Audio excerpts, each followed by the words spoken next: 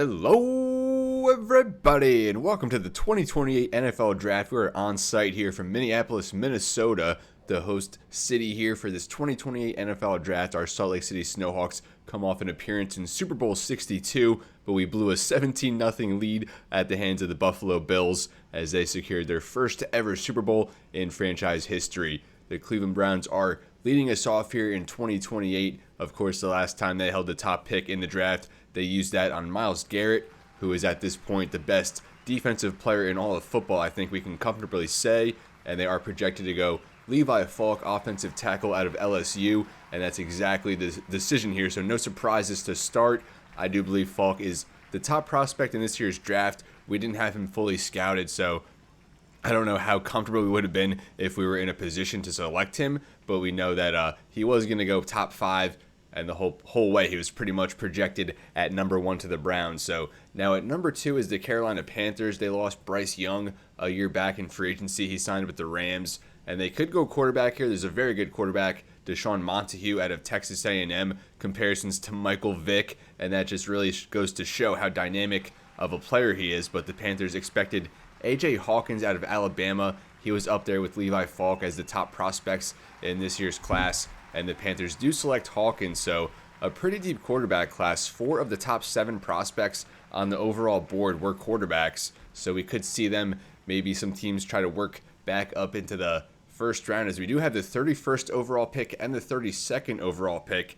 We acquired Buffalo's 1st, 2nd, 3rd, and 5th round picks in this year's draft after trading all the way down from 3 to 23 last year, and we'll see how that ends up compensating us here, as we'll see who we end up selecting. And now number 3, Las Vegas. Originally they were mocked Dakota Michaels, a safety out of Texas Tech, but now it looks like Kentrell Sanborn, pass rusher out of Florida State, will get that going. A very deep class of edge defenders, pass rushers, and Sanborn is the first domino to fall. I think we'll see DJ Carter here out of Clemson, another player, and that is Sanborn there with the Raiders. So they make a nice play there on the first pass rusher. And now the Los Angeles Chargers, there's a guy out of Ohio State, forget his name, as we will take a look at our draft board now.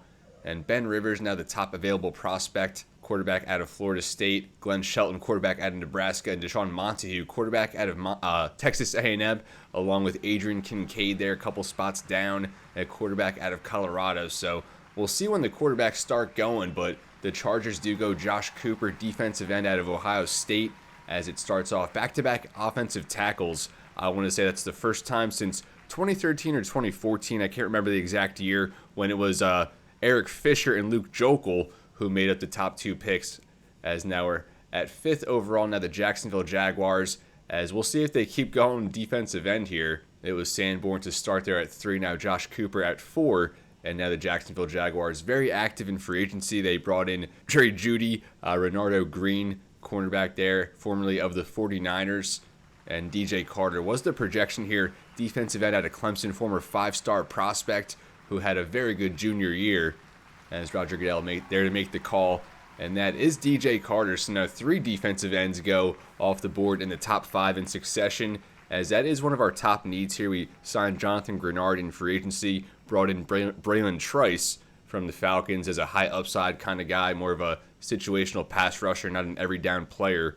And speaking of the Falcons, they are now on the clock, and they lost Michael Penix Jr. in free agency to the division rival New Orleans Saints. So they definitely could be in line here to select Montague. As I said, the quarterback out of Texas A&M has drawn comparisons to Michael Vick since he stepped foot on campus there at College Station. And now a big pick here. I would really like them to go that route, as it looks like they're up on the board. Deshaun Montague is the pick, so he fulfills his destiny going to the Atlanta Falcons, as of course the franchise that drafted Michael Vick 1st overall back in the day. And Montague, I think he's going to be a very, very good quarterback. Even though he was rated below Ben Rivers there of Florida State, he's still the top guy taken off the board. And now at 7, New England Patriots, they were projected to go Ben Rivers, quarterback out of Florida State, even though they do have Drake May, but it looks like they might be at a spot where they're looking to move on from him. And Colt McCormick here out of Auburn, left outside linebacker, our top overall prospect on our big board. We really like what he presents, but we'll now take it back over here to Roger Goodell as he announces the selection here for the New England Patriots. drafting in the top 10. And that is Ben Rivers, a strong-armed quarterback out of Florida State, 6'5", 230 pounds. He was the quarterback for our number 1 wide receiver, Carlos Alvarez, there for a couple years down in Tallahassee. As we'll get the Colt McCormick player card back up here promptly. Tested pretty well, not the 40 time, not going to jump off the tape, nor is the 20-yard shuttle, but good in short area quickness, change of direction, a strong player as well, and skill-wise, A, finesse move, C, power move with C, man coverage, D, zone, B, pursuit, C, hip power, the block shed going to be at C or D. So Colt McCormick, a very, well-rounded player with high upside. I believe he aced all the interviews at the Combine, a future captain, I believe, in the NFL, is now at number 8 overall. The Washington Commanders go. Defensive end or outside linebacker, really just an edge rusher here in Randy Lawson. Solid career there at Michigan, comes off a 10-sack season. Very productive over his time in Ann Arbor, and now takes his talents there to the Washington Commanders as a very good fit, I think, on that defense. And now we're here at 9th overall, the host city here, the Minnesota Vikings, as they were projected defensive tackle Joe McGee out of Wisconsin. And we are definitely in the market for a D tackle. We have Caleb Patton now entering his 4th season. He was phenomenal last year, especially in that playoff run. So we're hoping guys like Joe McGee out of Wisconsin, Tate Spriggs out of Oregon State, hoping they fall down the board a little bit. And I think that is Joe McGee, so I'm not sure if we're going to end up with one of these elite defensive tackles in this class, unless we do work a trade up, and it's Tyrone Springs. I think I said Tate Springs, but it's Tyrone Springs, D tackle out of Oregon State, as now the New York Giants on the clock here to round out the top 10. And of course, in this draft, we're not going to watch every single pick, but the top 10 and the first round as a whole will definitely let play out. But we talked about McCormick. We also really like George Jackson here, offensive tackle out of Michigan, the agile archetype, but D pass block, so can hold his own, and the pass block power was also C, the run block power was C, so even as an agile lineman, he can hold up against power defensive linemen. And there's New York Giants selection here at 10th overall, Gray. I think he was the top receiver on our board, even though we weren't really in the market for one, as we'll go back out here to the overall board and take a look. So at 10th overall, that was Tyrese Gray, wide receiver, to round out the top 10, and now the division rival Los Angeles Rams are on the clock. Such a weird situation there in the NFC West. The 49ers and Rams were the top 2 teams pretty much throughout this franchise, and even at the midway point last season, they were both 1-2, and then all of a sudden the second half of the season happened, and they fell to 3-4, and us and the Seahawks were propelled at the top of the division. Both of us even made the playoffs. Of course, made it all the way to the Super Bowl. The Rams there do go offensive tackle, though. Will Hall out of Boston College looks to be a very promising prospect, as now the Denver Broncos are on the clock. Of course, they were Super Bowl champions going back to the year 3 season. As George Jackson still on the board, we'll take one more look here at his physicals, as he tested extremely well at the Combine. The Pro Day was tops among all offensive tackles in the vert, the broad jump, the 3-cone, and 20-yard shuttle with a sub 540, and the bench press reps there at 32, higher than what I was expecting. A for run block finesse, B for pass block finesse, as the Broncos there select Philip Barlow, wide receiver out of Colorado, as he stays there in state. Doesn't have far to go there to report to rookie camp there with the Broncos, but George Jackson, getting back to him, A for impact block, A for awareness, B for lead block, and really no deficiencies in his game. We love his upside as an athletic tackle, but the arm length, the 6'4" frame, a little bit of a concern, even though he did grade out as around 2 to 3 talent. So despite that, we do like him. If we could maybe even work a trade up for him if he slips all the way into the 20s or so, but offensive tackle not necessarily the priority here, as the New York Jets just make their selection at 13, and they go Ben Foster, defensive end out of Kansas State. I think that's a bust. He graded out as around 3 to 4 talent despite a round 1 projection. So moving along here, it's now the Chicago Bears at 14th overall, and here's Tyrone Springs, as I mentioned earlier. A for finesse move, B for power move, so he can beat you in both phases there as a pass rusher, with C block shed to boot,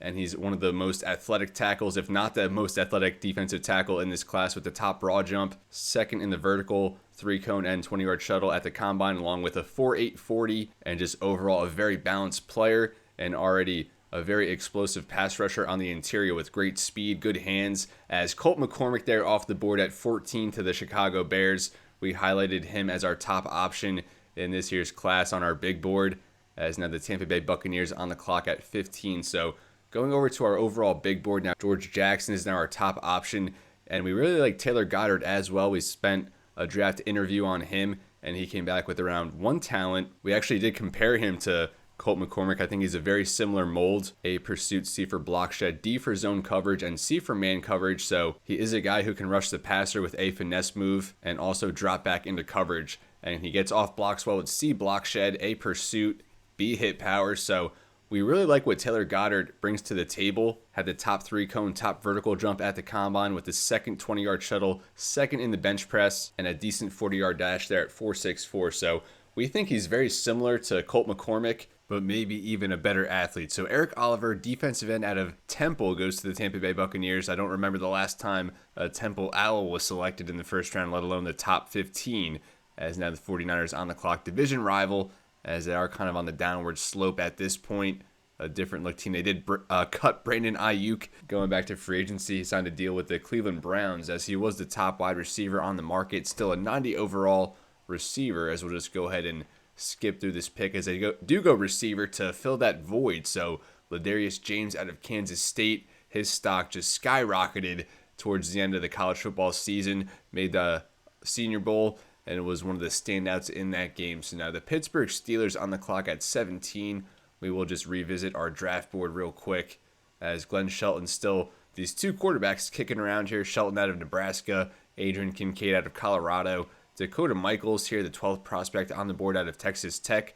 B man coverage, C for zone, 6'1", 209, a 4.48 at the combine, good 3 cone, decent vertical jump. And we really need a safety as well in this class, or a corner. I guess I should say we need a slot corner, someone to fill that nickel void that we have right now, as George Jackson was the pick there to the Steelers. So our top 2 overall players on the big board do go off, and now Taylor Goddard and Tyrone Springs are top options. I think we might want to try and work a trade up here soon, especially for Springs. I mean, a finesse move, so hard to pass up with that physical profile, just tested off the charts. That's definitely our biggest need at this point, and after him, there aren't really many options. We have Mitchell Walker down here, but he's around 2 to 3 talent grade. Josh Boyce around 2 to 3 talent grade. Also, Randy Fisher, though, he did grade out, as around 1 to 2 talent. A block shed, C power move, D finesse move, as Tyrone Springs does go off the board there at 18 to the Dolphins. So that kind of puts a wrench into our plans, as now we have another 12 picks till we're on the clock. Right now it's Seattle at 19. Not a team, I think that would want to trade with us. So just being that they're a division rival, we will sim past them as they go offensive tackle Jacoby Bowden out of Auburn. He looks to have a pretty good profile there. So now the Tennessee Titans on the clock at 20. And looking at the board again, I think Taylor Goddard really is our top choice by a good margin. We really like Daniel Weary. We think he could be a phenomenal slot corner in the NFL, but we have more options at that position with Dakota Michaels. Also have Trevor McKee, Deion Allen, even Jason Stewart down here can all fill that role. Jonathan Street here, Texas Tech pass rusher, is a pretty good option as well.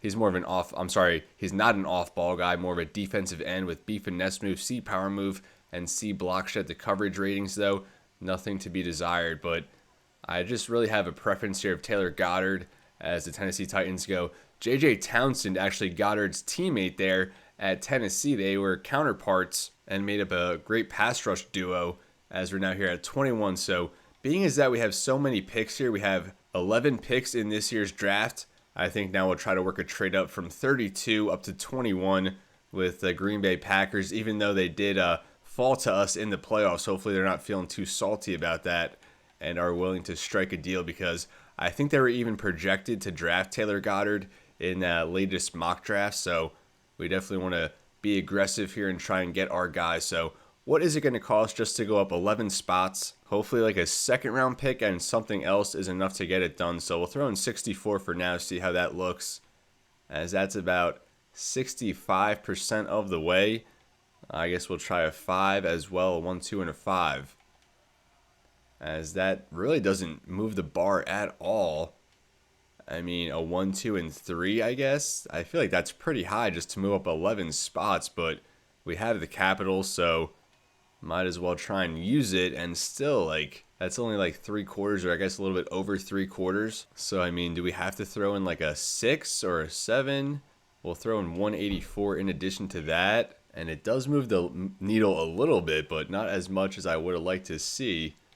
I guess we'll try a 5 as well. A 1, 2, 3, 5, and 6 just to move up 11 spots seems like larceny. But like I said, we want to be aggressive and try and get our guy, as that still is not enough. So I guess we'll try a 1, 2, 3, and a 4. That is just absurd. Maybe they are feeling a little salty about that loss in the wild card round of the playoffs. So a 1, 2, 3, and a 4 to move up 11 spots. And that still is not getting it done. I feel like if we throw a 6, that might be enough. We'll throw 184. Try to put that in is still not enough. What if we make it 63 instead of 64? I can't imagine that would make all that much of a difference, but it's worth a shot. We'll do the same there with 96. We'll make that 95, as that's almost enough. What if we make that 6 of 5? It's literally 5 picks to move up 11. This is just absurd. I guess that's inflation for you, as that still does not get it done. What else can we do? We could take the 5 away, throw in a 4 for next year instead. I don't know if that will be enough. And still, like, the littlest sliver, and they're going to make us fork over something else. What if we throw a 3 for next year? We'll take away the 4. What about a 1, a 2, and a 3, and then a 3 for next year? This is just getting absurd, Green Bay. And that still is not going to get it done. We're going to have to throw in like a 7 this year, and then I think that will be enough. I don't even mind throwing in that 3 for next year, because we do anticipate being a very good team again, so likely going to be a late pick, as that still does not get it done. Oh my goodness. I guess we'll try 184, and if that doesn't work, we'll try 173. It still doesn't work. Oh my gosh. It should not be this hard to move up 11 spots. Oh my gosh. We're going to have to do a 1, a 2, 2 3s, and a 5.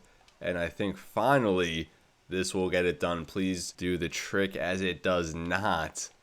They're going to make us give up 31 instead of 32, and I really don't want to do that just based out of principle at this point. So if we throw in a 4 for this year, will they throw us like a 7 just to balance the scales a little bit? I do like having those late picks to draft my priority undrafted free agents, as that doesn't get it done. They're not even going to give us a 7. What about a 7 next year?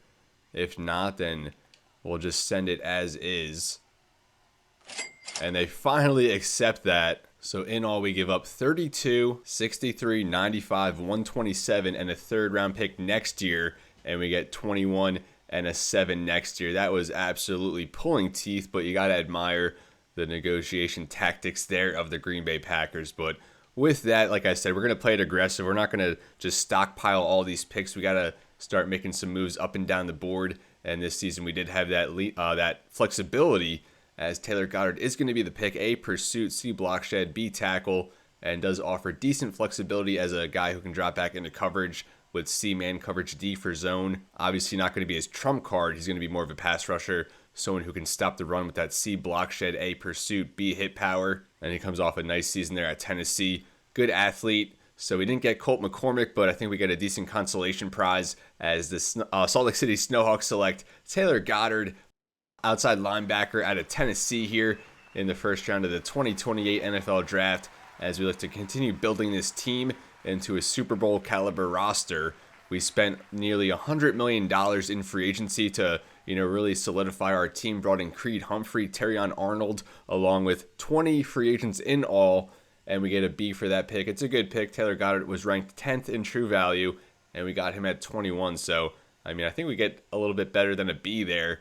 Scouting report: pass rush plan involves more quickness than power. Slow linebacker in today's game.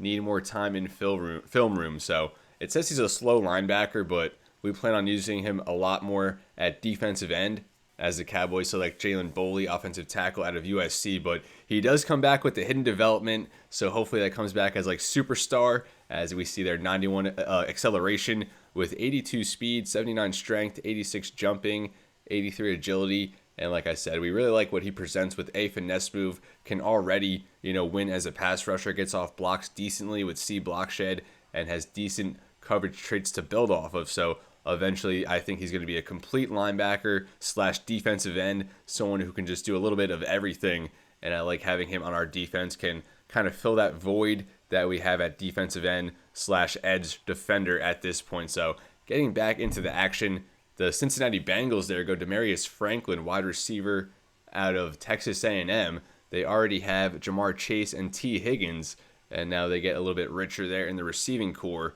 Maybe they anticipate losing one of those veterans here in the next year or two. As I said in the last episode, it's better to address a need before it becomes a need. And now at 24, the Indianapolis Colts are going to select Mitchell Walker, defensive tackle out of LSU. He goes off the board a little bit sooner than I expected. Had that round 2 to 3 talent grade. We brought him in during the season for our super focused scouting, and he came back not as high as we imagined, but still a good prospect. And we think he'll be pretty good there on the Colts alongside Jordan Davis, who they signed in free agency. We lost that bidding war. And now the Saints here at 25 overall, they go Jonathan Street. We think he's going to be a very good, purebred type of pass rusher there. Racked up 12.5 sacks last season with the Red Raiders. Now the Houston Texans are on the clock. We're up 5 more picks before we select. So we'll revisit the board here. Still those quarterbacks lurking around. Dakota Michaels, he might be a realistic option for us at 31 as someone to draft to play our slot corner position. We did not envision him slipping this far, so we'll see how much further he can go. But B for block shed, hit power, and play rec, and tackle. So very physical with the coverage traits to back it up with the B man coverage, C for zone. And that's really what we value in our slot corner. Of course, we want those good coverage traits for someone that we're going to convert. So the Texans there go Josh Boyce out of Stanford, defensive lineman. And now the Detroit Lions are on the clock. They did lose Jahmyr Gibbs in free agency to the Carolina Panthers, as they do go Darrell Williams out of Ohio State, as he is the first running back now selected in this year's draft. Of course, losing someone like Jahmyr Gibbs, no easy task to replace him, but Williams will try and do the trick there. So now the Baltimore Ravens on the clock here at 28, as they go Daniel Weary, the corner, the first corner selected finally, or first defensive back in general out of Oklahoma State. Really think he's going to be a good player. If he was there at 31, we might have considered him, but with a few options there as a slot corner, didn't want to force it. So now Kansas City, we will just sim this one as they go Quincy Richards. They lost Noah Gray in free agency, who emerged as an X factor, and now they draft his replacement. So from Travis Kelce to Noah Gray, now on to Quincy Richards, the top tight end in this year's class. I believe they're out of Penn State. As now the Philadelphia Eagles on the clock. They come off back-to-back 16-1 seasons, although they did not have a Super Bowl appearance in that span, as Nick Sirianni still searching for his first Super Bowl ring, in this franchise. It was the year the Eagles beat the Chiefs in the rematch in present day, so that did not take course over the course of this franchise. So Nick Sirianni, 3 Coach of the Year awards, but no Super Bowl rings to go along with it. As they go receiver there, Quentin Avery. They still have A.J. Brown and Devontae Smith, but still elect to go for a receiver here. So we pretty much have our pick of any safety in this year's class to come in and fill our void as the slot corner position. We could even shake things up and go with Kincaid here or Glenn Shelton, one of the quarterbacks. Imagine that, even though we have a franchise quarterback who we just picked up his $50 million fifth-year option on. So we could go Dakota Michaels here, Deion Allen, or Trevor McKee, or even Jason Stewart was someone we liked as well. But I think it more comes down to McKee and Dakota Michaels, 2 guys I really liked throughout the process. We'll actually put them side by side right here. Michaels was ranked 12th overall. McKee was ranked 31st overall. Both hybrid archetypes. McKee 5'9", 216, draws comparisons to Budda Baker. Dakota Michaels 6'1", 209, so a little more length there, but not as heavy. Both B for play rec and man. Both C for zone. Everything else pretty much identical, although Michaels looks to be a better tackler. Both B for block shed. Finesse move might be the nod there for Michaels. So it looks like Michaels overall has a little bit better traits, but now looking at the combine, who is the better athlete? McKee ran about a 1/10 of a second faster than Michaels had, that sub 4.40. Michaels, though, more bench press reps, a better vertical jump. Not as good on the broad jump, though, but had a slightly better 3-cone, although McKee had the edge there at the 20-yard shuttle. So really tough to decipher who the better player is. I think McKee is slightly better as an athlete, but Michaels is slightly better, I think, in terms of traits and just game overall. He was at one point projected in the top 5, but out of nowhere, teams just really did not have the need for a defensive back, I guess. Just one selected all the way down here at 28, I think it was, a few picks ago. But I think Dakota Michaels is the guy. We really liked following him throughout the draft process. Physical player, although maybe not the best ball skills, has a motor that runs through the whistle. What was his catching? I don't know if we had that uncovered, as it is a B or a D, so I mean, not going to make or break him. And I think he has that physicality, that tenacity that we really look for on defense. So Dakota Michaels at 31st overall. Welcome to the Salt Lake City Snowhawks. It was a tough decision there between Trevor McKee, even Deion Allen there from Ohio State was in consideration, but that now makes it 3 years in a row that the Snowhawks have made multiple first-round selections. I don't know if that's something we're going to be able to sustain into next year, because we usually would make a trade down, acquire a future pick, but this year we ended up trading up instead, and Dakota Michaels ranked 11th in true value. We drafted him at 31st. He's most effective in zone coverage, willing, dependable tackler, which we like there out of the slot corner spot. And he's not a burner, we knew that, but he does have decent speed. Still ran in the 4.4s, and he has hidden development. So 2 for 2 on 2 good defensive picks, it seems. 92 acceleration, 87 agility, 87 change of direction, 84 jumping, 89 speed, and 67 strength. And looks to have a very well-balanced skill set, and hopefully he can fill in that slot corner spot nicely on our defense, as we're starting to get littered with superstars there in the back end already, with Nathan Scruggs, Terrion Arnold, who we just signed, and now hopefully Dakota Michaels, another superstar. We also have Matthew Torrance, 88 overall superstar at strong safety, and Dale Gilmore, a first-round pick from last year. We're hoping he emerges past his star development into a superstar. So an eventful first round here for our Salt Lake City Snowhawks. 2 very good selections there, both with hidden development on the defensive side of the ball. And now the Green Bay Packers, after trading down 11 spots, are now on the clock to round out this first round. And we will sim ahead and see who the pick is, as now the Cleveland Browns are on the clock here to start the second round. And the Packers go Isaiah Hall, offensive guard out of Washington. He was one of the biggest risers throughout the process, especially there throughout the Combine, the Senior Bowl, that whole process. So now the Cleveland Browns on the clock at 33. We now have pick 64 after trading away pick 63 to the Green Bay Packers. And with that, the Browns will now get us started here on day 2 of the 2028 NFL Draft, as they do go ahead and select Trevor McKee out of San Diego State. So we were torn up between him and Dakota Michaels at 31, and McKee goes there to start things here on day 2. And of course, after this draft, we'll take a look at the draft recap and see all these overall ratings and compare and contrast some of our targets to players we actually ended up drafting. So I thought the Browns might be in play for one of those quarterbacks, but I think definitely here at 34, the Panthers are in play there for Glenn Shelton out of Nebraska, or Adrian Kincaid, the quarterback out of Colorado, as we sim that pick. And they do go Kincaid out of Colorado. So now just one of those top 5 quarterbacks left on the board, that being Glenn Shelton out of Nebraska. The Raiders could be in play for him right here at 35, as they go Mike Holloman, an offensive tackle. And now the Chargers went pass rusher in the first round. Here in the second, they go Landon Baptiste, wide receiver out of Notre Dame. And now the Jacksonville Jaguars at 37. They go Deion Allen, one of those safeties there out of Ohio State. So now I think it's just Stewart, the guy from Washington, the last of those guys we were considering. And there goes A.J. Harper to the Falcons. So we will actually go over to our overall big board real quick and take a look at what we're working with. So our favorites, there's Jason Stewart, who I just mentioned.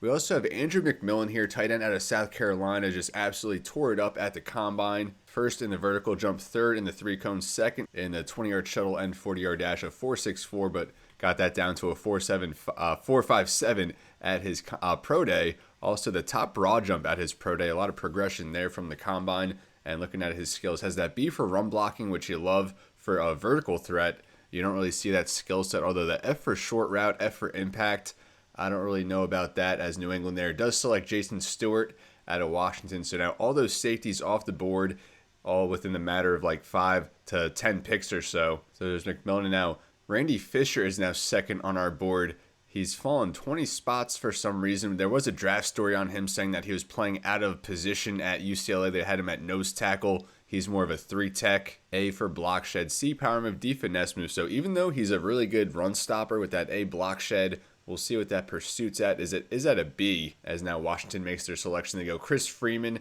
another top safety in this year's class there out of Ohio State.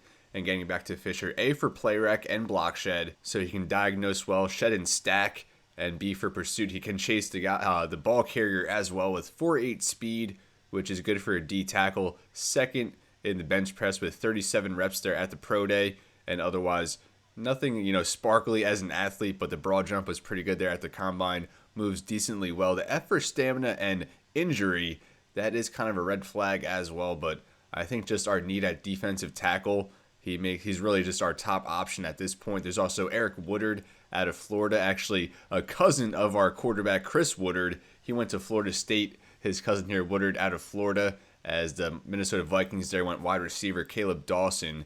But Woodard, a great speed rusher there with A, finesse move, C for block shed, and he ran the fastest 40-yard dash, also the third best 3-cone and 20-yard shuttle. So looks to be a pretty good athlete with B awareness, B awareness, play rec, C for block shed, and that A finesse move is a really good trump card. But I think Fisher he graded out as a round 1 to 2 guy. He was heavily mock draft to us in the past 2 or 3 mock drafts, and I do kind of like his skill set. Had a draft story on him, which I think typically bodes well for their development, as the New York Giants there go Ray Underwood, cornerback out of Indiana, as now all the defensive backs starting to fly off the board. Another tight end here, Nick Langham out of Stanford, who I do kind of like a little bit better than McMillan, just based on a more well-rounded skill set. We don't have any blocking traits uncovered, but he has A for catching traffic and spec catch, B for medium route, so you got to think the short route will be at least a B as well, C for break tackle, D for deep route. Ran the top 40-yard dash of any tight end, a sub 4.5 at his pro day, with the best 3-cone and 20-yard shuttle, and a top 10 vertical jump as well. 6'4", 247 out of Stanford, was their leading receiver last season with 10 touchdowns, and we know Stanford knows how to develop some tight ends there, as the Rams go Alante Sample, cornerback out of Oklahoma, but the Cardinal there from Stanford, Zach Ertz, Kobe Fleener, Kobe Parkinson, and I'm sure I'm forgetting another guy or two. So Langham is projected 47 spots after McMillan, with Coleman there sandwiched in between. So I think we could maybe hold off on tight end. Maybe McMillan slips a little bit, but I think Langham is probably the more realistic play there, maybe in the 3rd round. Might have to trade up a little bit for him, but I also really like Roman Oliver, even though linebacker is not a pressing need. He tore it up for the Wolverines last season, 6'3", 234 field general, as the Broncos go running back there, Jalen Meredith out of Washington, only the 2nd running back selected in this draft, but balanced linebacker here with B block shed end zone, ran a sub 4.5 at his pro day with good bench press, and the top vertical jump among pro days with good 3-cone, good 20-yard shuttle. But again, linebacker not the most pressing need, even though I love the skill set with B zone, C man, B block shed, A awareness with good pursuit as well. And Roman Oliver, another guy who had a draft story on him, just raving about his abilities. And now kind of getting into day 3 a little bit, Sammy Brown, defensive end out of Georgia, he graded out as a round 2 to 3 talent despite a day 3 projection. As we see the New York Jets there go Braxton Morant, wide receiver. And we know we'll pick it up a little bit here as the Chicago Bears at 46, as they go A.J. Ford, the top center in this year's class. He's there at a Clemson. The Buccaneers go offensive tackle Aaron Jones. The 49ers go a center, Simon Barton. The Steelers go Deshaun Sims. We had him, I think, fully scouted. He was a decent pass rusher there out of Wisconsin. Played alongside Joe McGee there on the defensive line. He went 9th to the Vikings. The Dolphins go offensive tackle there at 50. The Seattle Seahawks go guard. And now the Tennessee Titans go a wide receiver. And the Green Bay Packers here at 53. They go Brady Knox, an offensive tackle. And they also have 63 here coming up, as we are going to be behind them. The Dallas Cowboys go Juan Harrison, another corner here selected. It's been heavy defensive backs. We really liked him. He had very good traits and was a very productive corner there at Virginia after transferring from James Madison.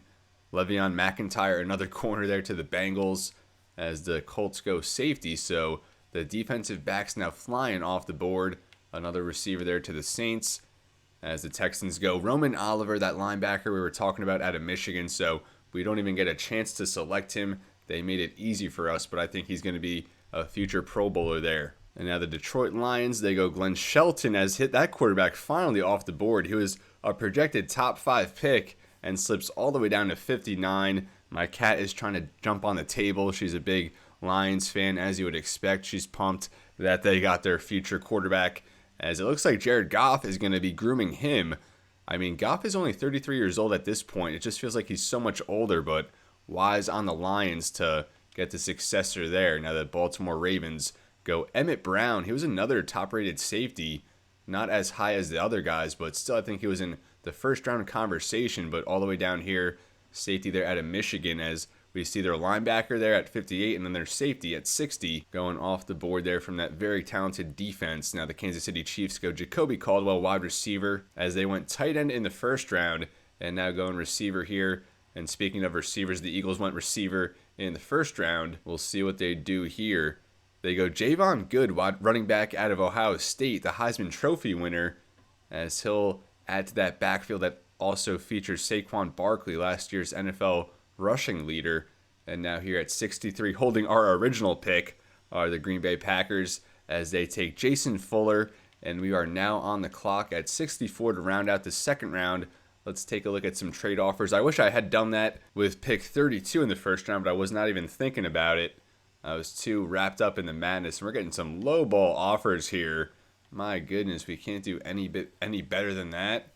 I mean, like a 3, a 4, and a 7 was like the best offer, as we're just going to go ahead and make a selection. So based on what we looked at, I think Fisher is going to be the pick. We have a huge need at defensive tackle right now. McMillan is tempting because I really do want to draft a tight end here to groom for the future. Mark Andrews is already showing signs of regression, and we only have him under contract for 2 more seasons, but we also have Langham, who is slated to go off the board a little bit later. We might even like him a little bit more, to be honest. And then, so it really comes down here to Randy Fisher and Eric Woodard, as we'll take another look at Woodard. He ran the fastest 40-yard dash of any defensive tackle, has the nimbleness to work with as well there in short area situations. A for finesse move, B play rec and awareness, and can decently get off blocks there with the C for block shed. As we said, we currently have his cousin on our team, our second, third string quarterback, but we've been heavily linked here to Randy Fisher throughout the process, even though he has fallen 20 spots on the overall board throughout the season.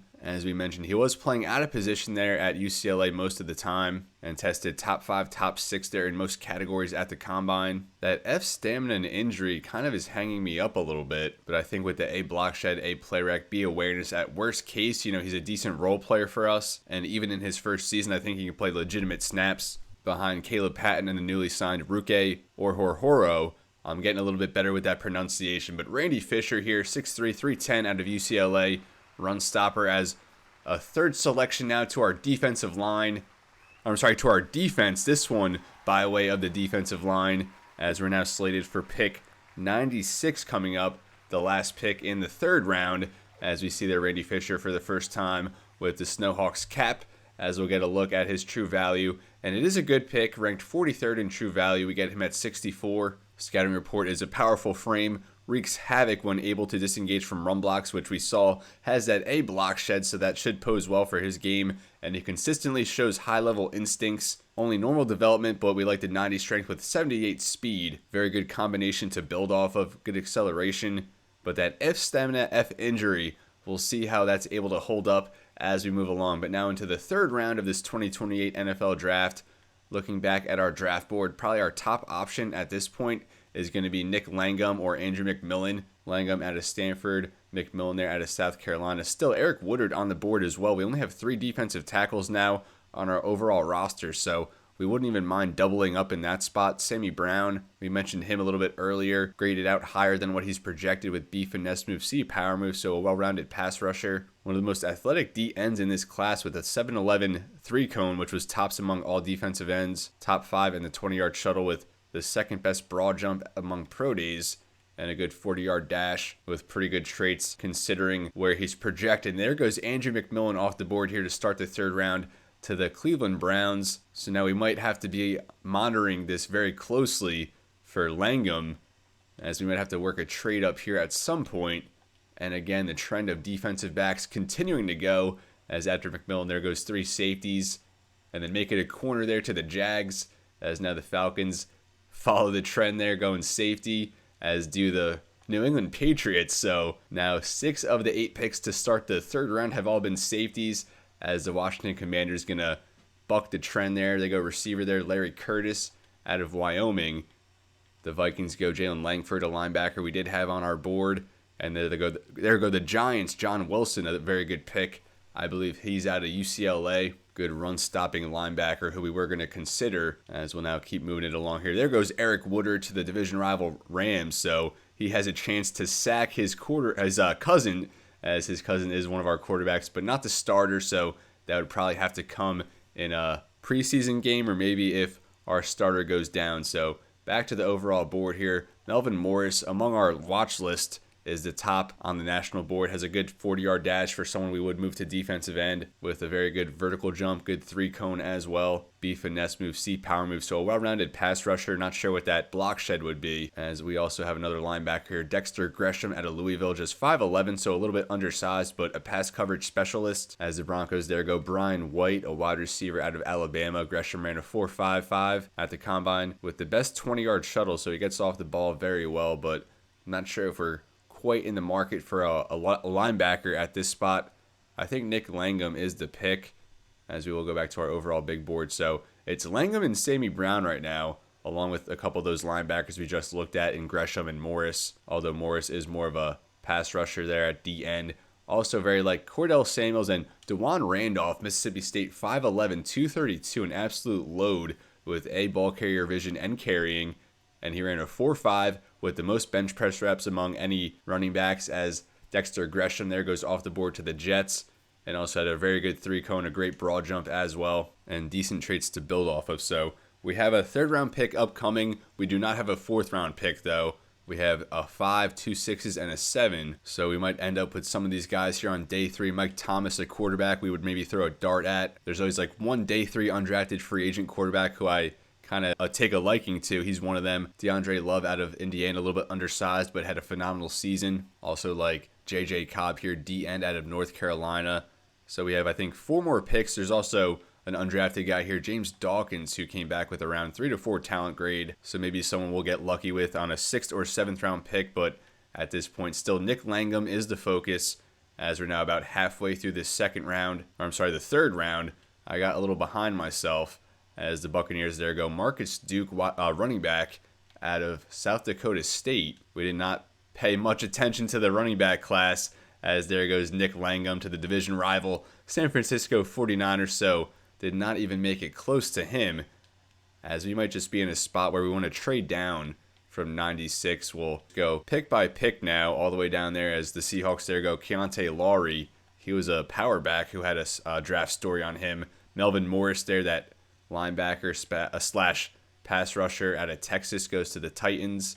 Another tight end off the board there to Green Bay. Max Rutherford, a wide receiver, to the Cowboys. And this is probably the last round we're going to go pick by pick. After this, we'll just sim to our pick entirely, or just sim the whole round if we don't have a pick. So probably in the 4th round, we'll just sim the entire round and move along this draft process. We do like to be thorough, though, but after day 2 of the draft, we can move along a little bit quicker. Lionel Johnson, a running back there to the Chiefs, similar there to Larry Johnson. The Eagles go wide receiver there, another one, Phillip Driver. Now the Green Bay Packers go Nicholas Bowen, defensive tackle, as we'll now revisit our draft board. I don't think we have many options at this point. Of course, there was Sammy Brown, that defensive end, who isn't a bad option. The top overall player right now is Roger Coleman, a tight end out of Mississippi State. We also have a safety here, Lloyd Kendricks out of West Georgia, but we already did get our defensive back. Top 5 in every category at the combine, though. B kick returner, so probably just a playmaker in general. Probably made a lot of big plays there. We didn't have much film on him. And I mentioned DeJuan Randolph, who I really like as a running back, even though we don't necessarily need one. Also really like Mike Thomas, a quarterback.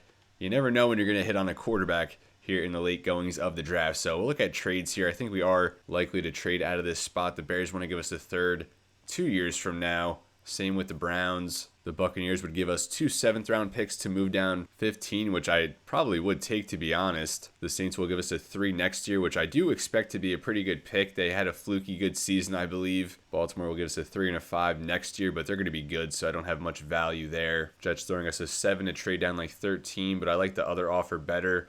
A future 3 there from Jacksonville, and then a future 3 there from Indy. So there was offer, I think, that stood out. I actually did like the Buccaneers offer, but I think we'll take the Saints offer. We'll get a future 3 to replenish the one we gave up in that Green Bay Packers trade earlier. Plus, we get a 6 as well this year, and I do have a few players, as we saw, that I'm liking on day 3. So hopefully this helps us attain one or even more of them, as we will see who the Saints select. I always like seeing who the teams select after you trade down with them, as we are going to have to wait for the ticker there at the right to pop up, and they go Joshua Barclay, cornerback out of Western Michigan, as we are now underway officially here. Day 3 of the NFL Draft. We'll get through the final 4 rounds, starting here in round 4, and we will go back to our overall board and see what we're working with. So Sammy Brown, he might make it into the 5th round. I'm not sure. We pick at 160. So I think that's 67 selections from now, which is quite a ways away. So if we do go ahead and sim this entire 4th round, we might end up missing on some of these guys that maybe we would want to trade up for. But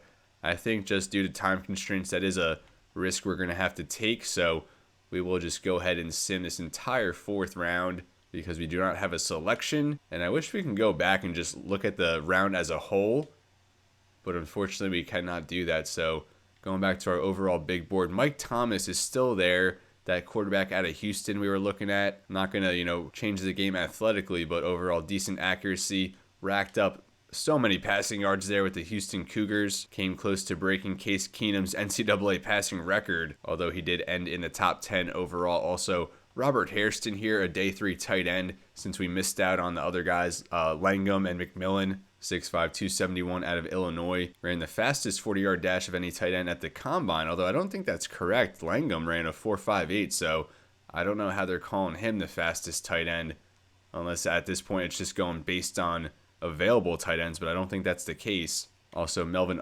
Upshaw, so that running back DeJuan Randolph did go off the board. I wonder where he got drafted to. And now Malcolm Upshaw at a TCU, a receiving back. The fastest 40-yard dash at the combine of 4.38. Only 9 bench press reps, though. But he did have the fastest 20-yard shuttle and the second best 3-cone drill. F stiff arm and trucking, so he's not going to break any tackles, but looks to be an athletic little receiving threat. And then also Jabari Dillard here, corner out of Tennessee. Mike Perryman, defensive lineman from Toledo. DeAndre Love we talked about out of Indiana. And then a few more guys down here. So we are going to go ahead and just sim to the user pick. There's really no one worth trading up for besides maybe that quarterback, just on a hunch, but I don't know if we're even going to bother doing that. The tight end actually wouldn't be bad to trade up for. We do need a tight end, I think, in this class as we go over there, and he is one of the best left on the board. We'll take another look at him. B catching traffic with D run block, and decent athlete overall. Has B run block finesse, which is really good for a tight end. D run block, as I said, with spec catch the same. B catching traffic, C break tackle. So I actually do like Robert Hairston here. We did set out to upgrade a tight end, but I mean, even looking at it from this year's standpoint, he would just be buried on the depth chart. At best, he would be our tight end 3, so I don't even see a need to force a trade up like that. So we will just again sim to our user pick here to the end of the round, and hopefully one of those guys is still available. So just looking at the overall board now, I see Jabari Dillard, that corner, goes off to the Patriots at 135. That running back, Malcolm Upshaw, goes off the board at 138 to the Raiders. That tight end goes off the board at 142 to the Packers. That middle linebacker, DeAndre Love, off the board to the Bucks at 143. Mike Perryman off the board at 147 to the Seahawks. And I think that was pretty much all our targets. The quarterback goes to the Texans as he stays home in Houston. And now we will pause it real quick and go back to the board, see what's left to work with. There is not much. We have Stephen McKell out of Oregon, safety, zone guy with C-zone, C-hit power tackle, D-man. Had the top vertical jump at 35.4, the top broad jump, and was second in the 3-cone and 20-yard shuttle. So a very good athlete. The speed, not quite where you want, but 4.54 is not bad by any means. And looks to be like a jack of all trades, master of none type of player, which you don't mind here in the 5th round, especially the last pick in the 5th round. And then we also have Dre Patton here, receiver out of Butler, 5'10", 189. I didn't know Butler even had a football team. He ran a 4.31, the fastest 40-yard dash of any receiver. Also had the top 3-cone at 6.71. Skills, C for spec catch, catching traffic, and deep route. D release and catching. So I mean, not the worst. A very dynamic athlete, obviously. And then the last draftable guy, at least based on projections, we have Lee McClendon here, a guard out of Utah. Probably just based on athletics, I would think. I mean, not really overpowering as an athlete, so not really looking at him here. So it probably would be McKell or Patton, unless we just go for James Dawkins right here. He was grades out as around 3 to 4 talent, only 21 years old, out of Boise State, but we may be able to afford waiting out on him. We will look at trade offers. Maybe we have something that will pique our interest here. Although I do want to start picking some of these players. But then again, those who know me know I love just stocking up the draft picks in future years. So we did have a future 5 there from Chicago. Also a future 5 from Miami, from Indianapolis, along with a 7. So a 5 and a 7 next year from Chicago. We get the same from Miami and the same from Indianapolis. Although they're actually going to give us a 7 this year, which I do like. So call me boring, whatever. We're going to pick up a 5 for next year. And we're also adding another 7 so we can take a look at one of those undrafted free agent projections and just continue building our depth, our practice squad from there. Because if you didn't see the free agent episode, we signed 20 free agents. So even our depth spots are all pretty much covered. We don't really have many roster spots to give up. So I think just continuing to compile our draft capital will give us flexibility even to maybe make a trade for a veteran or an impact player in the preseason or maybe during the season as they're rounding out the 5th round to Indianapolis Colts select Calvin Gamble, defensive end out of Washington there off the trade up, as we now have a couple 6th round picks here, or make it 3 6th round picks at 173, 184, and 185. So we have the 13th pick here in the 6th round. We'll just sim pick by pick now and see if any of those guys we were just looking at end up going off the board. As so far so good, as we are now to the Chiefs at 165. We'll get just one other look at the board real quick. So it's Mikell, Patton, McClendon, and Dawkins really the main guys here. And we have 5 more picks here, even though we're in the last 2 rounds. So we're going to start stocking up probably on some of these undrafted free agent projections. As there goes James Dawkins, so we missed out on him. That was one of the UDFAs, and the Chiefs must have been in on his scouting as well to select him here in the 6th round. So a good pick there, a good find by their scouting department. Defensive end, I think out of Colorado State it said, as now through the Washington Commanders pick as they go George Reeves. He was someone else, a low undrafted free agent out of Wisconsin. He's 6'8", 360, came over from Australia as a project there, similar to Jordan Mailata, but we did not expect to see him go off the board at this phase. And now the Giants go safety. Now just 2 more picks here until we are on the clock. The Rams go a linebacker, and now the Buccaneers did not mean to hit that as the Buccaneers select Jamie Graham, a cornerback. So we are now on the clock here at 173, and we do plan on making a selection. Not going to trade down so much here in the final stages. There's one last player here projected in rounds 2 to 3. That's Brian Coles out of Air Force. I wonder why he's still sitting around. Maybe he has to fulfill his obligation to the military, although I think that's something they have ironed out in recent years. But there's Dre Patton, I think Mikell also at safety. And we are up again 11 picks from now, so it looks like Patton's a little bit higher rated. The safeties have been flying off the board, but Mikell is down a little bit of ways, and it looks like there are a few safeties ahead of him, but all of them look to be strong safeties. He's a free safety, which might impact how they're preferenced from the CPUs, but I think Patton, just that return skills, or at least the potential of being a really good return man, I don't think it's uncovered here. It is B to D, and we did just sign a return specialist, but taking another look at his combine, a 4.31, that is so hard to pass up with a 6.67 at the pro day. So we'll just take a chance on the playmaker here. Dre Patton out of Butler again. I did not even know Butler had a football team, but a dynamic playmaker. He must have been there for are they the Bulldogs, the Butler Bulldogs?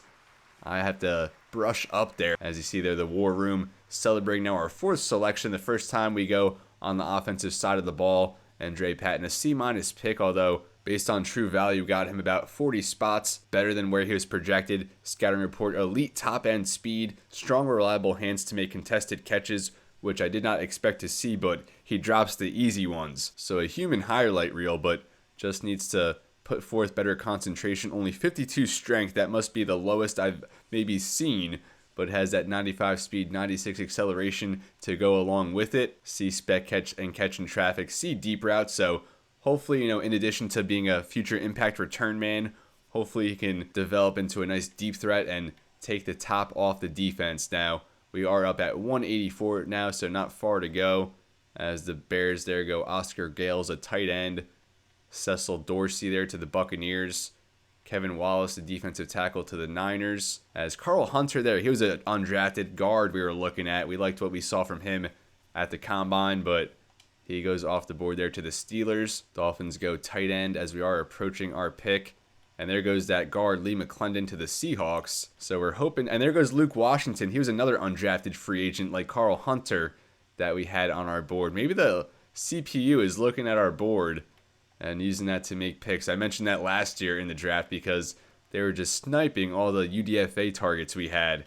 And now we are here at 184, and I think in a spot to select Stephen McKell, safety out of Oregon. We mentioned he was kind of a jack of all trades, master of none, which you'll definitely take in the bottom of the 6th round. I think he would be our 5th safety on the depth chart, so he could be in a spot where he's fighting for a position on the 53-man roster. But again, we addressed defense. Now 4 out of the 5 picks in this year's draft have gone on the defensive side of the ball, as we still have a few more picks to work with. We are on the clock again, actually, right now at 185, so we're going to dig through some UDFAs. I think there was a running back I really liked, but before we get to that, we'll look at Stephen McKell, a C-plus pick, even though he was ranked at 208 in true value. We got him at 184. Scouting report, does he have NFL speed, soft tackler, and looks lost at times in zone coverage. Comes back with 90 speed, 85 jumping, 90 agility, 86 acceleration, 82 change of direction. And we saw the traits a C or D pretty much in every category. So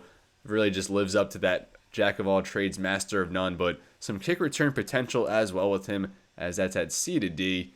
As again, we are on the clock for the last time here in the 6th round, and we also have 2 7th round picks, so stay tuned for that. Do not go anywhere. This is where dynasties are built, so at this point, no more draftable prospects based on projection. We have Manny Reynolds here, running back out of California, has B for break tackle and carrying, 5'11", 221 power back, but he ran a 4.4 flat at the combine with a number 1 broad jump and had a good vertical jump as well with A, stiff arm, B, trucking, B, break tackle and carrying. We signed Carson Steele, but only on a 1-year contract, so I think it would be a good idea to maybe bring in someone as competition or someone to fill that role once he's gone. So Manny Reynolds, running back out of California, we now get a second player there on offense after Dre Patton a little bit earlier.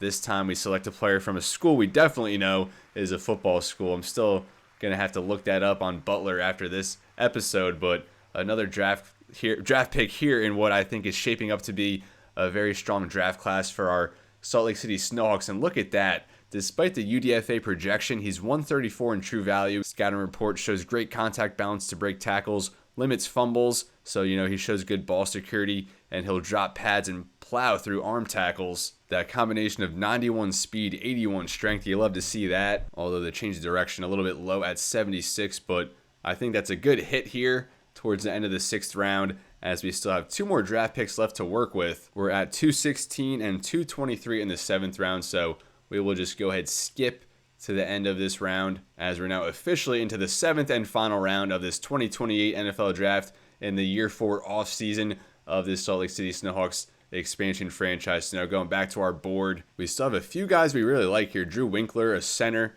A for impact block, B for run block, 6'2", 310 out of Oregon, and just tested extremely well. Had the top 40-yard dash, top broad jump, was second in the vert, 3-cone and 20-yard shuttle, and posted over 30 bench press reps. And the skill set looks very good. A for impact, as we said, B for lead block, even though he's an agile lineman, has C for run block power, D for pass block power, and looks to be a good run blocker in general. So Drew Winkler, I think, is a very good sleeper. We maybe even would have taken him in the last pick, but I just always love taking a running back, and we missed out on DeJuan Randolph earlier, so we had to go Reynolds in that last pick. Randy Clark was mocked to us at 32 overall in the last 2 mock drafts. Another weird thing that goes on here in Madden, but looking at his physicals, he was by far the most athletic fullback. The only event he didn't test the first in was the vertical jump, but we have a fullback now signed for a couple seasons, so I think we'll just stick with Davison. He was a tremendous lead blocker in our defense or in our offense, and Damian Simmons, a linebacker out of Arizona, looks to have pretty good athletic testing. Second in the vertical, third in the bench press, first in the 20-yard shuttle. Gets off the line, gets off the ball well, and looks to be very balanced with C in pretty much every category. So he's definitely someone we'll be considering with one of those picks if he's available. And then also Jason Greenard, corner out of Miami, Gabriel Perkins out of Iowa, as I think if we can end up with 2 out of these 5 players, I think we'll be pretty happy, especially if one of them is Drew Winkler. I think he's definitely our top option at this point. So we are at 216, which now is like 20 picks from now, and we will go pick by pick here and just see if any of those guys get sniped off the board, as I fully expecting that. And now the Broncos here have 3 picks within like a 6-pick span. They go running back, and then they go linebacker at 200. Monty Owens, a wide receiver there for the Cowboys. I'm sure we all remember the last wide receiver by the name of Owens to play for the Cowboys. There goes Shaq Mills, an offensive tackle to the Bills out of UConn. He was an undrafted free agent we had on our board. Rams go corner, and then again, the Broncos on the clock. They go Jawan Wakefield, defensive tackle, as the Jets there go corner. We are approaching our pick now. Another corner there to the Packers. Now the Bucks go linebacker. Now for the 49ers. And now for the Bills again. They have 3 picks here in the 7th round. They finally go that safety, Brian Coles, there out of Air Force. He was a round 2-3 projection. Finally goes off the board there at 209 as the Dolphins follow suit. They go corner. And now for the Seahawks, go receiver. So our guys are still in play here with just 3 picks until ours. Dolphins go quarterback. Cowboys go tackle. And the Steelers go defensive tackle, Alex Mabin. So we are going to get one of those guys. And I think it's going to be Drew Winkler, that center. I mean, he looked pretty good. I know we had some stuff there that wasn't scouted or uncovered. Pass block could, be down to an F, which obviously would not bode well, but he's an agile lineman, and the run block power and pass block power aren't bad. Already A for impact, and worst case, he'll be a very good run blocker for you, and he tested among the best of any center at the combine, so I think that's enough for me to throw a flyer on him in the 7th round, as we'll welcome Drew Winkler, center there out of Oregon, as we're now down to the final 8 selections now in this 2028 NFL Draft. We are not going to have Mr. Irrelevant, unfortunately. We'll be 1 pick away from that, but I think we've really killed it here, as we've pretty much added players in every phase of our team, even though we have went heavy defense early on. There's Drew Winkler, and that is not a good pick. He's 288 in true value. We drafted him at 216, so reached by over 70 spots. And as I said, he is a proficient run blocker, as the scouting report says, but needs to improve awareness, and he has room to become stronger and fill out his frame, as he comes back with 85 strength, 73 speed. Decent athlete otherwise, although the change of direction very, very low at 51. Was not expecting that. So now I think our next option is either going to be that fullback, or we had a linebacker as well we were looking at, as we'll now skim ahead through these final selections here. Thank you for sticking it out with me if you're still here, as we see a couple tight ends there off the board.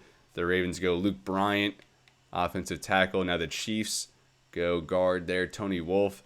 And now the Eagles go Rashard Spencer. So now the final 2 selections here, as we'll go back to the board one final time. We have Randy Clark, the fullback out of Clemson. And, if we didn't just lock up Brandon Davison for a couple seasons, I think I would definitely throw the flyer here at Randy Clark. But Damian Simmons, I think I do like him as just a 7th round linebacker. Kind of like that safety pick in Stephen McKell, just jack of all trades, master of none. And I think we could use another linebacker on the roster as well. Tested pretty well in every category. So I do like what I see here from Damian Simmons, linebacker out of Arizona, as we'll pull the trigger on him.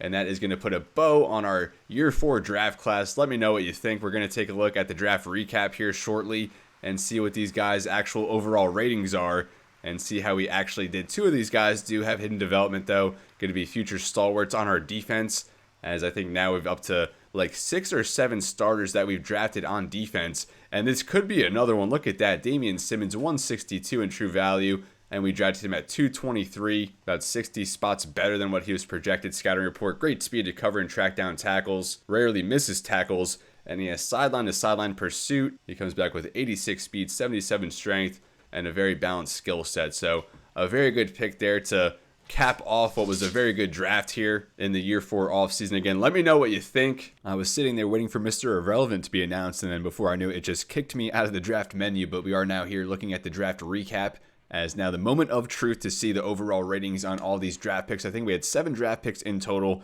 and you can't forget we added a 3, 5, and 7 for next year, although we did give up our original 3 in that trade up with Green Bay. So we see right off the rip, Taylor Goddard is a 77 overall. We knew he had that hidden development, and I just went ahead and moved him to right end instead of playing that outside linebacker position. He had C man coverage, D zone coverage, but those both ended up being in the 50s, so him playing off the ball just not realistic. But looking at the traits, 80 for finesse move, 71 block shed, speed and agility both there in the low 80s. One of the higher rated players from this past draft class at 77. Also has that 82 pursuit, 77 hit power. So Goddard definitely going to work into our rotation at the defensive end position, and probably going to secure a starting spot, hopefully sooner rather than later. And then Dakota Michaels, we plan on moving him to the slot corner position, so we just ended up moving him to corner, and he came back as a 75 overall slot archetype with 89 speed, 72 man, 72 zone. So he's well balanced there, but definitely have to get that man coverage up. I was pleasantly surprised with his press rating at 76,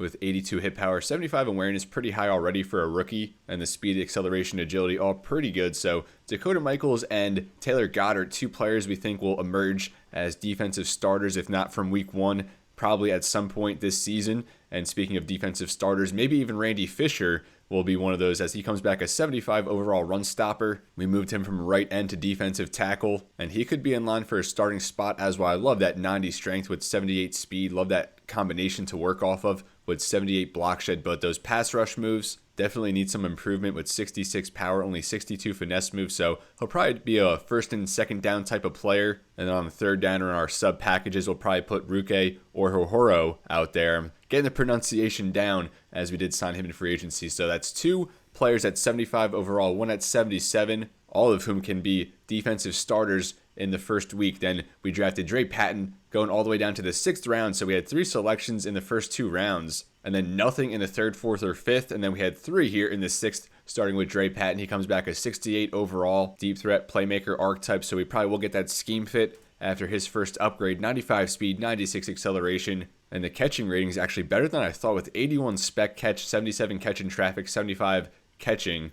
The route running, though, pretty poor with 85 jumping. You like that. Good agility, 84 juke move, and 85 kick return. So he's definitely going to battle for our kick return position. As I mentioned, we did sign somebody, but now that we drafted somebody, I think he takes precedent as he has that 4-year contract. And the guy we signed, we actually gave no guaranteed money to, so there would be no hair off our back. And now Stephen McKell, 22-year-old rookie, obviously out of Oregon, comes back with 90 speed, 69 zone coverage. The play rec very low, the block shed even lower, but otherwise pretty well balanced. We said he's a jack of all trades, master of none, so he might fill in as our 5th string safety. We have a backup at strong safety, a backup at free safety, but maybe he can be the backup to the backup. But I think most likely he ends up on the practice squad. Then a little bit later, or actually the next pick, we selected Manny Reynolds, running back out of California. He comes back a 68 overall power back, and we'll see if he can edge out Carson Steele for a spot on the roster. Very good skill set, though, with the 91 speed, 81 strength, 86 stiff arm. The acceleration, agility, pretty good. The carrying, ball carrier vision, and trucking, all low 80s. So Manny Reynolds, one of those projected UDFAs, undrafted guys. We ended up picking him. He comes back with a pretty nice overall rating, but Drew Winkler, a little bit lower here at 63. He'll more than likely be a practice squad guy, 85 strength with 83 impact block, 76 lead block. Definitely a run blocking specialist. Have to get that pass protection up a little bit, but he does have good athleticism to work off of. And then the final pick here in our 2025 draft class, the 8th selection was Damian Simmons, middle linebacker out of Arizona. The second to last pick, the pre-Mr. Irrelevant, 67 overall field general with 86 speed, 88 acceleration. Decent numbers along the line here. 63 zone, a little bit low, along with that 64 block shed, but a reserve linebacker has a good skill set, I think, to work off of. So that's going to do it in our 2028 NFL Draft. 8 selections, mostly depth or like role players, but the first 3 guys who are going to contribute right off the bat and maybe even secure a starting position from week 1. Now, we will just go down the line here, look at some of these teams, and check out some prospects we missed out on. So George Jackson was the 2nd rated prospect on our board, only a 72 overall, but does have hidden development. I found that the offensive tackles just typically are lower rated for whatever reason in the first round. They're always low 70s, it seems, but George Jackson looks to be a pretty good offensive tackle. Definitely would have liked to bring him in and groom him behind Colton Miller for a year before sliding into a starting position, but we had bigger fish to fry this year, plus he went a few picks before the spot we traded up to, and a very deep class here. They also picked Carl Hunter, one of the UDFA guards we were looking at. He comes back at 65 overall. So a lot of quantity here for the Pittsburgh Steelers. Also got Deshaun Sims, a defensive end out of Wisconsin, who was pretty good. Josh Boyce, the top pick here for Houston. And also Roman Oliver, that linebacker I really liked out of Michigan. He actually only comes back with normal development. I thought for sure he was going to be a hidden development guy. So with that in mind, I'm glad we didn't trade up for him. And there's that quarterback, Mike Thomas. He stays in state, or in city, we'll say, from Houston, now the Houston Texans, as I thought he might be a star development type guy, but just normal dev there. Now the Titans, they selected the teammate of Goddard, 1 pick before Goddard was selected, and J.J. Townsend in normal development, so we definitely made the right choice there. The Titans made the wrong choice, but still a 75 overall speed rusher. And then down the line, another UDFA we had on our board, Luke Washington out of Georgia, 69 overall, very good rating there for a 6th round pick, a projected undrafted free agent, almost hitting 70. And now the Vikings, the host city here, Joe McGee, was someone that was on our radar but went in the top 10, so just far out of our reach. He does come back with hidden development, a 73 overall pass rusher with very good strength, good power move, decent speed, block shed to build off of. Otherwise, no one really here of note. Also, Jalen Langford we had on our board, linebacker out of UCF, and he does come back with hidden development, so a good pick here by Minnesota. Good speed, pursuit, tackle, block shed, hit power, so looks to just be a human missile there attacking the run, as now here at the Bears. And here's Colt McCormick, was the top player on our board. He does come back with hidden development, but lower rated than Taylor Goddard, who we did end up selecting. And again, even though McCormick had C for man coverage and C for zone coverage, the top there is 50, so we can't really trust those ratings. Going to have to keep that in mind for future seasons, but 83 speed with 80 finesse move, 82 strength. Good tools there with decent pursuit and pretty good block shed. Could definitely get better, but he should be a good player there for the Bears. A.J. Ford, the top center selected. He does come back in development there at a Clemson, 76 overall. Now going down to the Bengals, they selected a receiver there in the first round, 74 overall. Le'Veon McIntyre, a corner, but really no impact players here for the Bengals besides that receiver. And the Bills didn't have a selection until the last pick in the 4th round because we had their top 3 picks after they traded all the way up from 23 to 3 in last year's draft. Really no one that was on our radar. There's that safety from Air Force. He comes back just a 62 overall. So I guess he slipped a lot further into his projection for good reason. Now the Broncos get Philip Barlow, the 2nd receiver drafted. Only normal development though. That's a bummer for them. But it looked like they had a few more picks here, as they were another team with a lot of quantity. They took a wide receiver, a running back, then a wide receiver, a little bit later a wide receiver, and then another running back a little bit later. So 9 picks in total here for the Denver Broncos. Now 1 year removed from winning the Super Bowl, as Levi Falk, the top player selected in this year's class, comes back at just 73 overall. Does have hidden development. I thought he was going to be a little bit higher rated. Good strength at 87, good run block finesse and impact, but otherwise pretty raw, especially in the power categories. Pass blocking needs some improvement as well, so I'm not even sure if he's ready to start from day one, but the fact he was drafted 1st overall, you got to think Cleveland is going to throw him right out there. Trevor McKee was one of those safeties we were trying to decide between. It was him or Dakota Michaels, and pretty similar players. They both were 75 overall. I think Trevor McKee probably the more twitchy athlete, but Michaels I think had a better skill set, probably a better fit to man our slot corner position. And then there's that tight end Andrew McMillan we were looking at. I'm so glad we didn't end up drafting him, just 66 overall and really not much to work off of. I thought he was going to be like a 70, 75 overall type of player with maybe even hidden development. So I'm glad we missed out on him. Going down here now to the Buccaneers, they drafted Eric Oliver there at 15, defensive end out of Temple, just 74 overall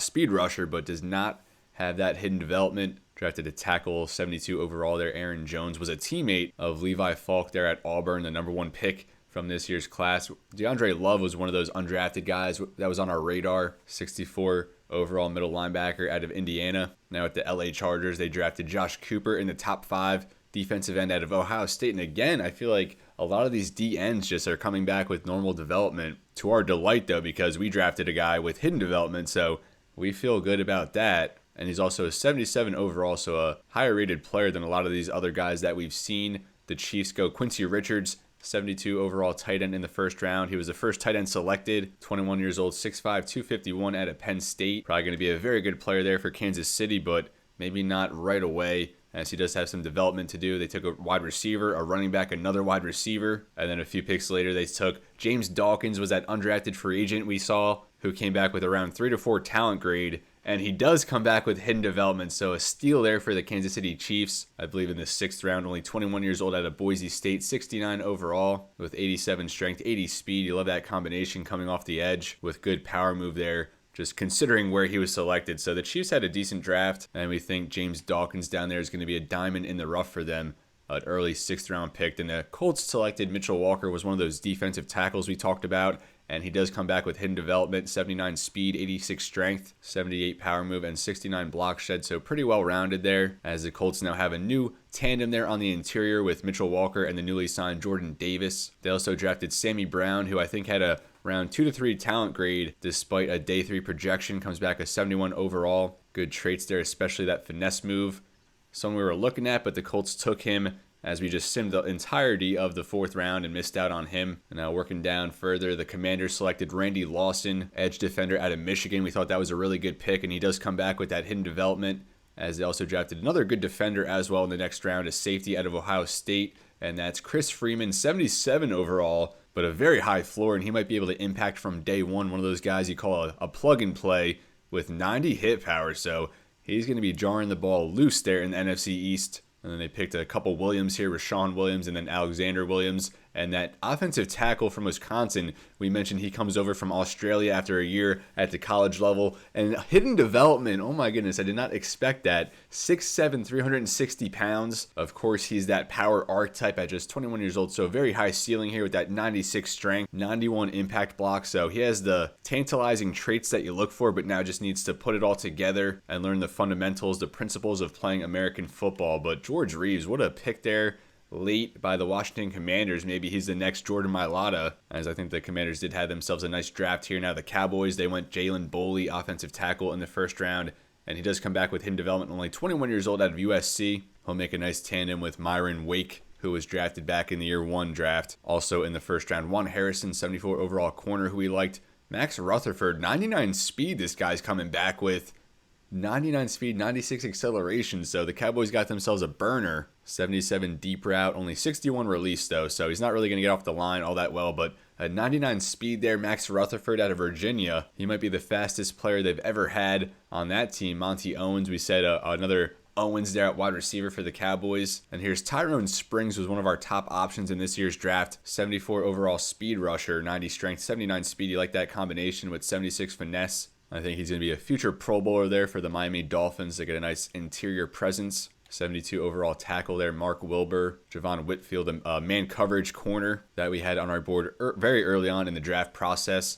And now the Eagles, they went Quentin Avery, a wide receiver. Then they went running back, Javon Good, the Heisman Trophy winner out of Ohio State. And he does come back with hidden development. So I think that's a theme here. The Heisman Trophy winner, as shown in those draft stories, typically do come back with hidden development. Only 84 speed though, but as a power back, he has good trucking, good stiff arm, good strength, even decent juke move at 5'10", 230 pounds. So there to complement Saquon Barkley, who I think is now in a contract year. The Eagles would also go on to draft two more wide receivers in addition here to J.J. Cobb, defensive end out of North Carolina, was on our board. Comes back a 68 overall speed rusher. And also a quarterback down here, Jaden Shivers out of Kansas, we had as an undrafted free agent, and he does come back with hidden development. Wow, I did not expect that. 92 throw power, accuracy all there in the mid to high 70s with 86 speed, 88 acceleration. So kind of the similar mold there to Jalen Hurts. Looks like he's going to be backing him up, but always good to get a quarterback with hidden development. We'll see if that sticks though. And now the Falcons, they went to Deshaun Montague, the top quarterback selected in this year's class, 77 overall, and he does come back with hidden development, 92 throw power, short accuracy at 84, medium at 80, 85 break sack with 94 speed. This dude is going to be insane. 91 acceleration, 86 agility, 87 change of direction. He's more athletic than I think the receivers and running backs we have on our team. So the Falcons get a fresh face of the franchise there. The next Michael Vick we will see. I'm hoping we get a matchup with him so we can check him out in his rookie season. AJ Harbor, defensive end, who was on our board, although we would have moved him to defensive tackle. 73 overall run stopper. Glad to see he doesn't come back with hidden development because he was drafted ahead of Randy Fisher, and even though Fisher had normal development as well, he also had a 75 overall rating. Now getting to the 49ers, I think really the only name of note here is Ladarius James, selected at 16th overall to replace Brandon Ayuk, and he's only a 74 overall with hidden development, so we're happy about that, as the 49ers are, of course, a division rival. And there's also a Nick Langham here, that tight end we talked about it a lot. I forgot they drafted him in the third round, and he does come back with hidden development. So we were able to address most of the needs that we were looking at this year, but I think tight end was the one that we didn't really fulfill, even though there weren't many options available besides Langham and McMillan, who we saw was a bust. But Langham, 87 speed, you love that for a tight end, with 81 catching, 78 catching traffic, 80 spec catch. The blocking traits all there in the 50s to 60s, nothing groundbreaking, but he'll have at least a year to mature behind George Kittle, and we think he'll be a very good tight end in the future there. That's Nick Langham. Stays in state there, coming over from Stanford and now getting to the Giants. I think we have just 10 more teams to look at. They got to go in there to round out the top 10. Picking the top receiver in this class, Tyrese Gray out of Florida State, former teammate of our first round pick from last year, Carlos Alvarez, as they made up a really good wide receiver tandem there, along with Ben Rivers, who was a quarterback taken in the top 10 there to the Patriots. But Gray, 92 speed, 93 acceleration, 85 catching, 87 spec catch, good agility and jumping. Looks to be a very good receiver, especially with 87 juke, 85 spin move, 85 vision. So definitely that playmaker archetype. You just want that route running to come along here. Ray Underwood, a top corner that was on our big board, 75 overall zone, but just normal development. Tremendous athlete, 78 zone coverage, and it was noted how he just made big play after big play last season there in Bloomington for the Hoosiers. And now there's one more guy here from the Giants who I actually really like too, John Wilson out of UCLA, teammate there of Randy Fisher, 74 overall run stopper, 86 speed, 71 block shed, so just decent. I thought he would be a little bit better, but 74 overall there at the end of the third round. You'll take that every time, I think. As we now get to the Jacksonville Jaguars, very active in free agency, and I think they got the top pass rusher in this year's class, so I guess we'll see as no. Just normal development there from DJ Carter, selected, what was that, 5th overall. 84 speed, 82 strength, decent combination there with 74 finesse, 68 block shed, and 67 power move. So I do like the skill set, especially the pursuit and hit power are both pretty good, but the normal development is just killer. I think with his athletic profile, he had a lot more upside, but maybe he emerges as a superstar here at some point. And then Deion Allen, 77 overall safety out of Ohio State. He too looks to be a very solid player, but again, just normal development, 90 speed, 77 man, 74 zone. Pretty well balanced safety. Definitely fits that hybrid mold. And another guy who was in consideration for us at 31, along with Dakota Michaels, Trevor McKee, but we just ended up going with Dakota Michaels now. The New York Jets, a 71 overall there, and Ben Foster, a bust here for the New York Jets at 13 overall. We had him graded as a round 3 to 4 talent, and he goes in the top 15. Braxton Maranto, 76 overall receiver. Dexter Gresham, middle linebacker out of Louisville. We had him on our board, and he does come back hidden development, so a good pick here by the Jets, 88 speed. Tremendous athlete, but as a coverage specialist, you wish that zone was a little bit higher, but still a high upside guy there for the New York Jets. And even Morant here at 76 overall out of Miami. He has hidden development as well, so after that first round bust, it looks like they have 2 hits here as Morant, 95 speed, 97 acceleration, 93 agility, and all the traits look very good, so Morant probably a future wide receiver 1 there that the Jets were able to find in the second round. Just a few more teams here, bear with me as the lines go. Darrell Williams, the top running back from this year's class, 75 overall elusive back. All the athletics look very good, and we'll see if he can replace Jahmyr Gibbs, now a member of the Carolina Panthers after signing a lucrative contract there. And then Glenn Shelton, the 71 overall quarterback, was projected top 5 pick, but slipped all the way to the end of the second round, and he does come back with hidden development, so it looks like the Lions have their man to groom behind Jared Goff. 94 throw power, good accuracy there in the short to medium ranges. Overall, pretty well balanced, not the most athletic with 77 speed, but can definitely get the job done there as a field general. Also got a 74 overall middle linebacker in the third round, good pick there. And now going down to the Green Bay Packers. Look at all these picks from the Packers. I mean, we pretty much sent them like 7 picks in that trade. I mean, not really 7, but a lot, as they started with 2 offensive linemen. Isaiah Hall was one of the biggest risers throughout the draft process postseason, and he ends up in the first round with hidden development. A good pick there from the Packers as they doubled up on the offensive line. In the second round, it was Brady Knox, tackle out of Ohio State. He also has hidden development, so the Packers have addressed their offensive line with 2 good selections to start, and they had like 12 more picks after that. Not quite 12, but look at all these picks from the Green Bay Packers, as they had a 75 overall D tackle, 71 overall tight end, and some good depth players here along the line. So we pretty much financed like their whole depth spot, maybe their entire practice squad. We'll see. Robert Hairston, that late round tight end we were looking at, just 65 overall normal dev, so I'm glad we didn't work a trade up for him. I think at this point, tight end might be our biggest need heading into next year's draft, but of course that is still far, far away. AJ Hawkins drafted at 2nd overall, 78 overall offensive tackle, which I mentioned earlier. We do not see that very much. They're usually at like 72, 73, so Hawkins looks to be every bit of a blue chip offensive tackle prospect. Was actually the top rated prospect on the overall board, but the Browns went with Levi Falk instead, both there at the SEC. Hawkins from Alabama, Falk from Auburn, as the Panthers get a tremendous offensive tackle there. And then they get a quarterback here in Adrian Kincaid out of Colorado, hidden development. So a good selection there from Carolina. We definitely thought they were going to address quarterback. Thought they might have done it at 2 overall, but waited a little bit later and still got a very good guy here in Kincaid, who's athletic, good accuracy, decent arm strength, and good traits otherwise. Only 21 years old there, looking as they still look to replace Bryce Young, who left in free agency a couple years back to the Rams. As we now get to the Patriots, they selected a quarterback, Ben Rivers, out of Florida State. 73 overall, strong arm guy, hidden development, only 21 years old. Pretty much already pro-ready with tremendous deep accuracy, good throw power.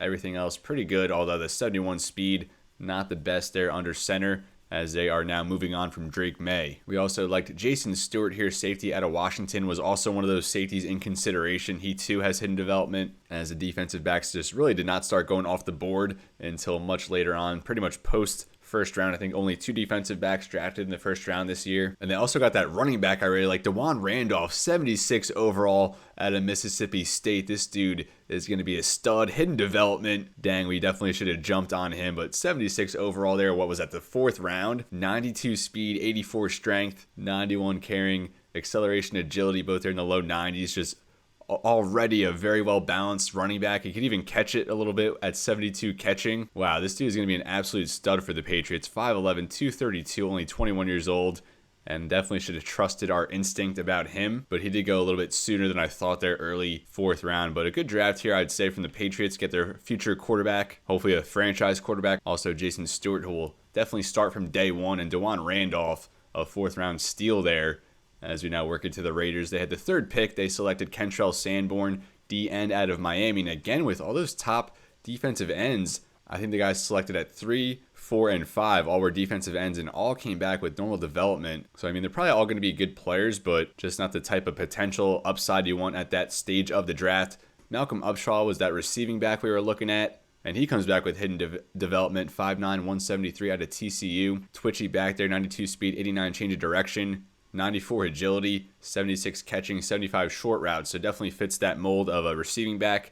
Not really something we were in the market for in the draft this year. The Rams now, as just a few more teams, they go Will Hall, offensive tackle out of Boston College, hidden development, 6'5", 311, pass block finesse at 77, but overall pass blocking just at 66. So hopefully if he's starting, from day one, we can expose him in his rookie season. Drafted Alante Sample and also Eric Woodard, that D tackle we were eyeing up, but ended up getting Randy Fisher instead. Woodard also has hidden development, so good pick here from the Rams. Speed rusher, run stopper, 87 strength, 79 speed, good block shed and finesse move. So he's going to be a good player here for the Rams. Good draft with that offensive tackle, that defensive tackle, both with hidden development. Now to the Ravens, as they took Daniel Weary, that corner we were looking at. The only quarterback selected in the first round, 74 zone, does have hidden dev with 91 speed, good acceleration, agility. More of a zone guy at 78, just 67 man coverage. So I think we even would prefer Dakota Michaels, who we ended up drafting over Daniel Weary, but both very good players. Emmett Brown was another one of those safeties clustered there towards the top of the draft, but he ends up with hidden dev. He really was not even in consideration for us. 92 speed, 77 zone, does have good hit power, but obviously more of a zone archetype. We were looking for more of a hybrid type of guy. But I will say the Ravens got 2 good additions to their defensive backfield